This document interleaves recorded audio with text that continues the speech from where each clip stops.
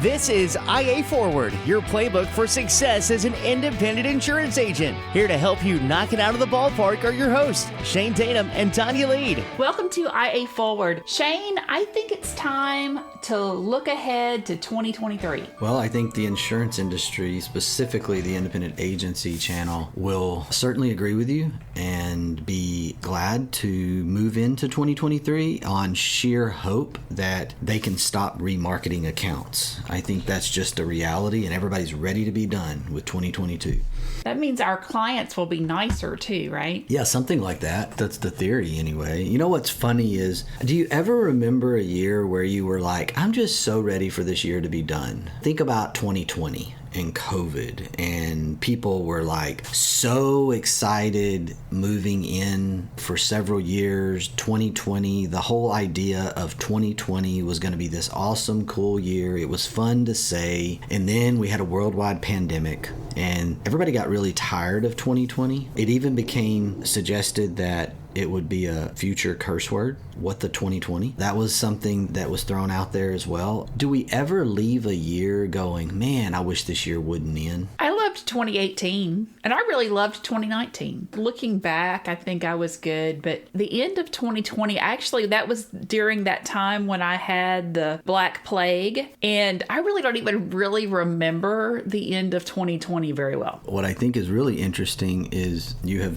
also blacked out. If 2018 was one of your favorite years, we were involved with a sister entity that had a cyber event during the year 2018. Oh, yeah, that's right. Well, that was the year I got married. So besides the grand cyber event, I had just gotten married at the end of 18. But yes, that was absolutely hideously life-changing, scary insanity that no one will ever understand if they have not lived through that. But I do love the fact that you just sort of blacked that piece out and you have this really wonderful memory because you went to the positive, awesome part of 2018, which was getting married. I tend to do the same. Yeah, I think we all do. I think we all do. And now I'm having flashbacks of this, and my 2018 has now officially been ruined in my mind again. Well, you're welcome. Be thankful that I'm good at bringing up bad memories. You can buy me a gift later, since you love to provide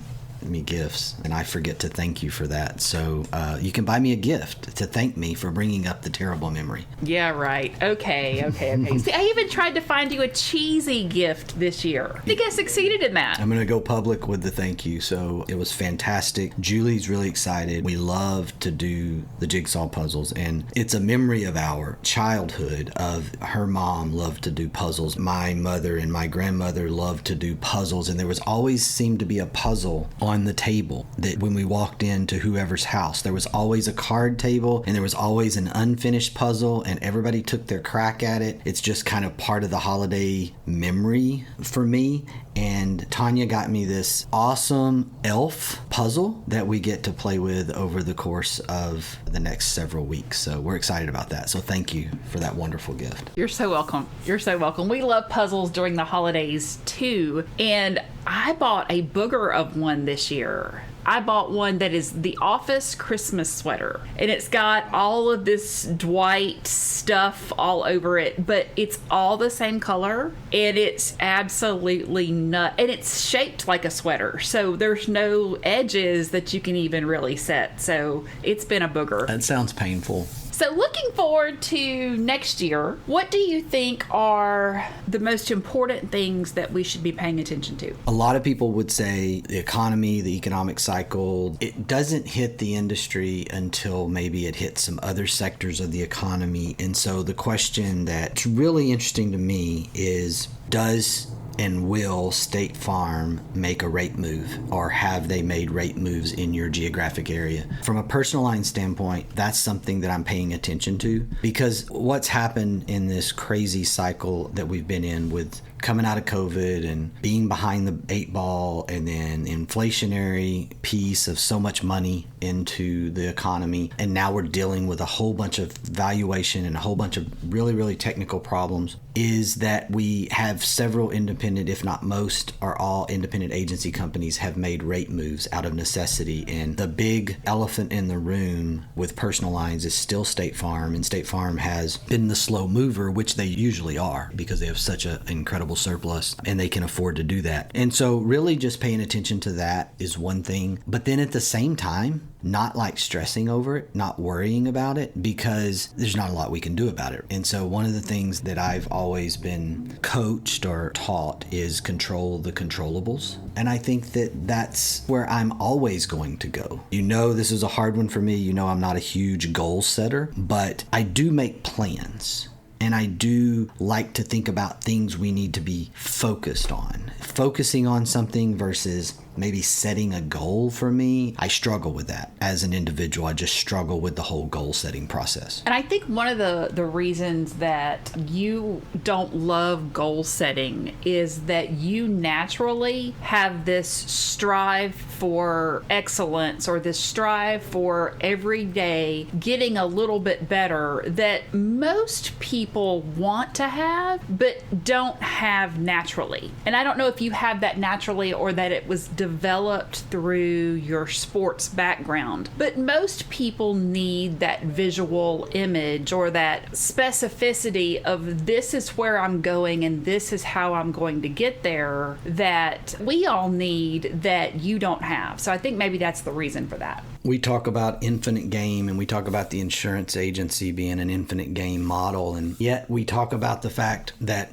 we recognize that as salespeople at heart, we finite games within the infinite game, which is what goals really are. I've found myself over the last few days rewatching. I love History Channel's The Men Who Built America. And I think it's you that doesn't like this, or I've met several people that don't like this. They have actors in the documentary. No, that's not me, because I love that show. Okay, so one of the comments that I heard was, and it was like an interview with like a Jack Welcher, more of a modern CEO, and it was like what these men did. Some of them, yes, ruthless, some of them not great character. There's lots of mixture of that. I'm not advocating that. I'm just saying they had this mindset, just win. Whether they lost didn't change the way they felt and went after everything. A loss did not set them back. They constantly were pushing things forward. And I think that that's something that is ingrained in me, that I have learned, is that you don't lose, you learn.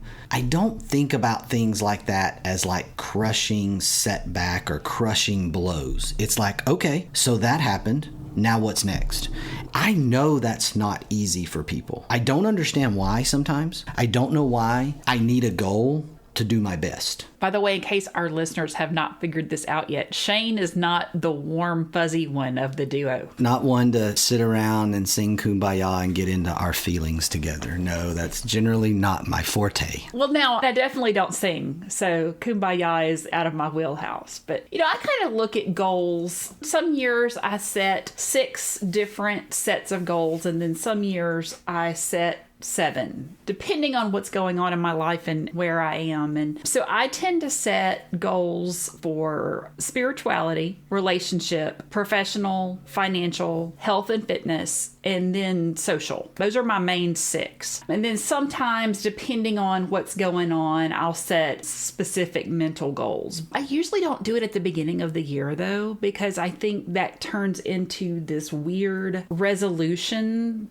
crossover thing, and we all know that resolutions normally last about 7 to 10 days and then they're done. And I tend to look at things a little bit bigger than that and set my goals more in August than I do in January. But those same 6 to 7 types of goals can be set any time of year. Some people just like the fresh start of the new year. What do you think drives the categorizing of the goals? Why do we compartmentalize or categorize that? For me, it is so I don't leave something out. For me, it's to make sure that I stay holistically healthy. For way too many years and or decades, I was so focused on career and professional goals that I didn't do what I needed to do to develop and keep relationships. I neglected my spirituality. I neglected my health because I was so focused in one area. And so that's the reason that I do it. The New Year's resolutions. Oh, my soul. Just don't even bring that in here to me. I don't get it. Like, I'm going to exercise more. Hold on. So that's what everybody does wrong. I'm going to exercise more in the new year. I'm going to have a better relationship with my spouse. Well, those aren't goals. Those are ideas. So having a goal means that I'm going to work out for 45 minutes on Monday, Wednesday, and Saturday. You can't even say 3 days a week, because when you say 3 days a week, then you get to the end of the week and you haven't done it yet. So to me, the key and the reason that New Year's resolutions don't work is there's no specificity to them. I'm going to have a better relationship with my spouse. Well, if you set that as a goal, in March and April, you haven't done anything different. If you set relationship goals like I'm going to have champagne and strawberries with my spouse every Tuesday, and we're going to specifically talk about our successes, or I'm going to have date night on the second and fourth Friday, or something like that, something very specific that the two of you can share, that's what's going to make your relationship better, not just the idea that I want to have a better relationship. So let's talk about what those things should be in our agencies, because when I'm talking with agents and they tell me I'm going to set a goal to grow X next month and this in March and this in April, and I ask them, okay, well, how many days in a week are you going to go out and develop referral sources, seeing people face to face? And then there's crickets. Well, that's a goal to set. The goal to set is, how much time are you going to spend a week doing that? And then the specificity of what day are you going to do it on. And I stress that because if you set the day for Tuesday and it doesn't happen because life happens, then you have Wednesday, Thursday, or Friday that you can do it. I see people say, oh, I'm just going to do it this week, and it gets to Friday and then they haven't done it and they don't want to get out on Friday because there's a ball game that night, or people have gone home early and all such things. So the more specific those goals are, the more likely you're going to have success for the infinite game. A part of this is that we're really, really comfortable.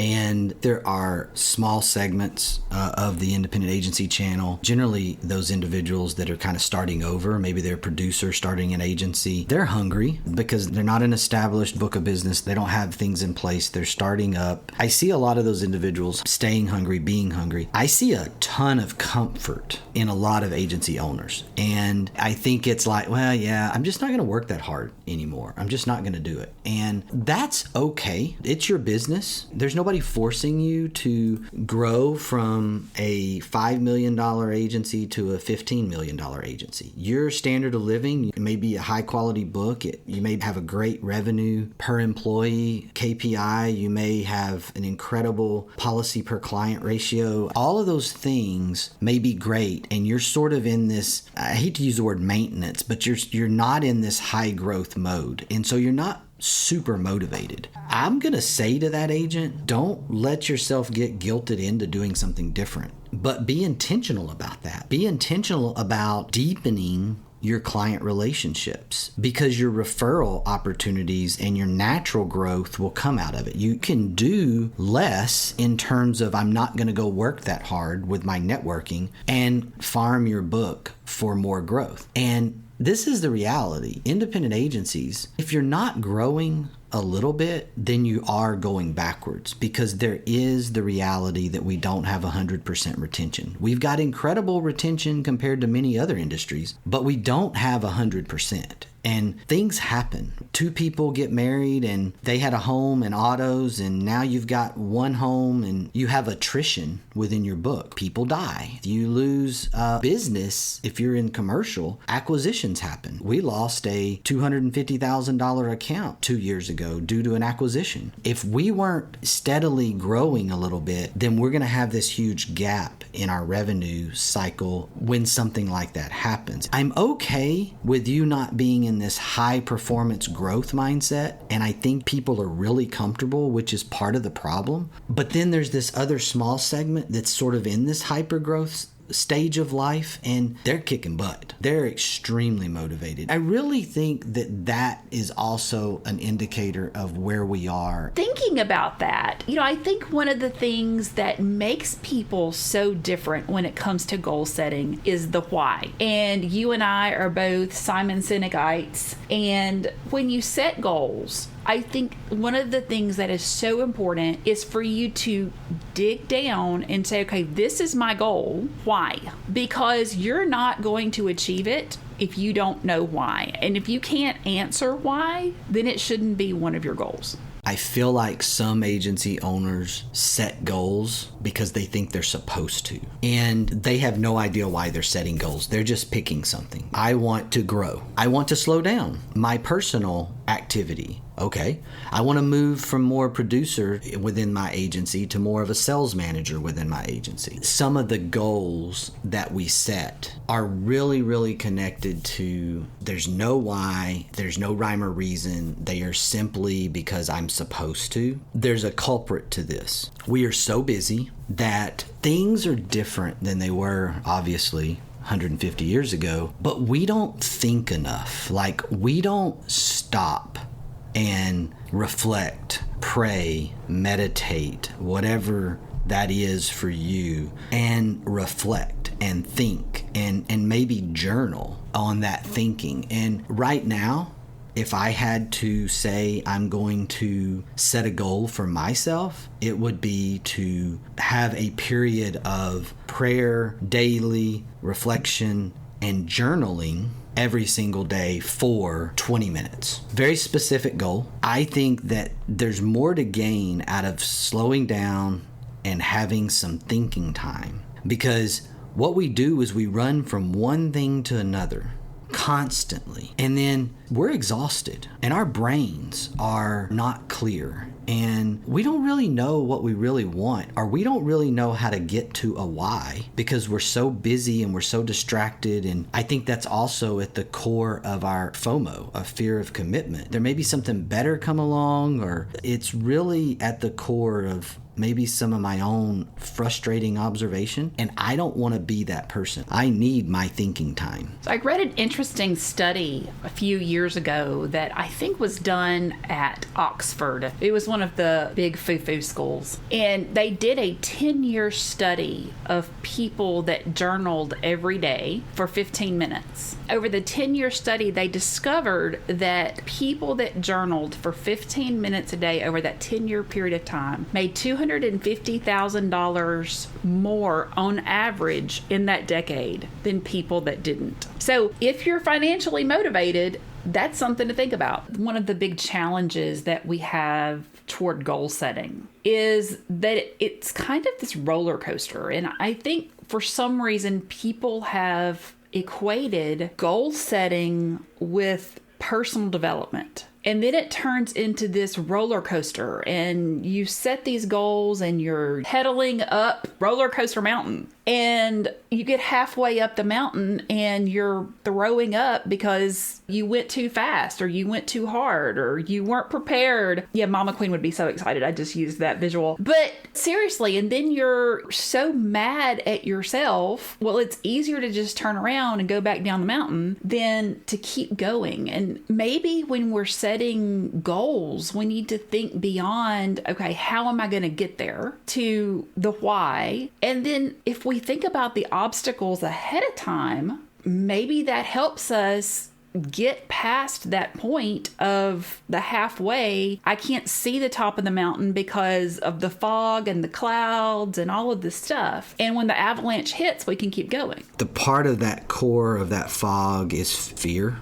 And we've talked about being able to learn from mistakes, learn as we go, learn from the loss. I think getting the fear out of the conversation, you just have to plow through that. We do so many things with fear hovering over us. I've met some incredible people over the last 25 plus years in this industry. Some of them had incredible ideas, thoughts, strategies, and fear stood in their way. And then other ones, They didn't have this crazy, unique idea, but their lack of fear pushed them to a whole new level. They just didn't have the fear of failure, and they just went. And so I think that also has to come into play here is you're going to set these goals. You can get to your why, but you got to go. I want to go back to something you said a little while ago about setting goals because we're supposed to. And I think the number one goal that I have people tell me that they want to do is lose 10 pounds. Number one goal, by far. And so we'll talk about goals in January. I'm going to lose 10 pounds. Well, how are you going to get there? Then in February, I'm going to lose 10 pounds. How are you going to get there? Well, in July, when their goal is still, I'm going to lose 10 pounds, I say, okay, so you've lost 60 pounds and we're now going to 70. And then there's usually that silence and it's the same 10 pounds that they've been saying they wanted to lose since January. Well, that's not a goal for you, but we put it on our goals because we're supposed to. We're all supposed to say we've got to lose 10 pounds. We're going to get into shape, but it's not truly a goal because you aren't taking any steps to get there. So when you're setting your goals, yes, go after them, but don't put stuff on there that you're not prepared to take action, because all that's going to do is create frustration for yourself because you're seeing it in black and white every week, every month, that you're failing. One of the ideas, call it a goal, I'm going to start being more honest with myself. That's the thing there. Like, I'm not just going to say I'm going to lose 10 pounds because that is not being honest with myself. I think that we do that a lot. We just repeat things. We just stay in the same place. And really, if we are honest with ourselves and just really get down to the core of, well, why am I doing this? Why do I want to do this? Is it because somebody else said it? Is it because I saw it on social media? We have to decide. It's kind of like you can't really help someone who's not willing to step up and at least help themselves in some way. Something has to be decided by the person that they want something to change. Until you reach that point, regardless of what their situation is, until that person says, I want to change, and is honest with themselves about what they really want to do, there's very little you can do. And that's probably been one of my more frustrating things with trying to help someone. If I invest in you and you don't invest as much as I do, then I'm wasting my time. You know, I've seen this over and over with some agents, and I've seen them say, this is where I want to be with my business. It's really important. This is going to be my year. And then I don't see any action taken. And it's kind of frustrating as a coach because I'm taking my time and pouring into you. And if I don't see that pouring back, then, you know, it's hard for that to continue to be symbiotic. And, you know, I had an agent one time say, hey, you know, this is good stuff, but I don't want to work that hard. And I loved that he knew that, okay, you know, he signed up for this, let's do this. And we got 3 months in, he's like, yeah, no, you know, I really don't want to grow the way I thought I did. And that's okay. It's beautiful. It's way more than okay. It's fantastic. It's beautiful. And I think that's it. I think we reach this point where we want to outsource our goals. We write down these goals and we're hoping that if we hire a mentor or a coach that they'll just make it happen for us. That's what happens with New Year's resolutions. I'm going to lose this weight, get in better shape, and I'm going to hire a personal trainer to make this happen for me. That's like throwing money at the problem, but you're not really invested. You're really trying to outsource the decision of I'm all in. That's what we have to back up to. I would say that to myself. I want to get better at some function of time management, okay? And I used to think that if I would go out and buy the most high-level Franklin planner, that I would all of a sudden become a better time manager. And no, I had to commit to my own change before the Franklin planner was going to do anything for me. It was just a tool. And that thing was clunky. Clunky. I'm talking about the Big Daddy. Oh yeah, I had it too. It was clunky. I mean, huge. It had a place for everything. It told you what to do. I'm like your agent. I wasn't committed to working that hard on being a better time manager, personally. I went and wasted $150 thinking that that was my solution. is I needed a better planner. That was going to fix my problem. I figured out a few years ago that all the fancy planners in the world weren't what I needed, and made that commitment to time blocking and started printing sheets off of my computer. And it's so funny that was better for me to just literally print sheets off of my computer that I made in Microsoft Word than the literally thousands of dollars I have spent on expensive planners. But all this being said, think about what's important to you in 2023. Figure out what those goals are specifically and the actions that it takes to make them happen. Be honest with yourself and commit personally to that change. Make it happen. And I think if you commit and then put that effort in, then everything else will fall into line. I'm going to leave us today with this quote from Tom Landry. Setting a goal is not the main thing. It's deciding how you will go about achieving it and staying with that plan. Attitude's a choice. Make a great one. Merry Christmas, y'all. Ready to get the ball rolling with your independent agency? Learn more at IntegraAgent.com. That's IntegraAgent.com. Thank you for joining us on IA Forward. Make sure you never miss a show by clicking the subscribe button now, or learn more at IAForward.com.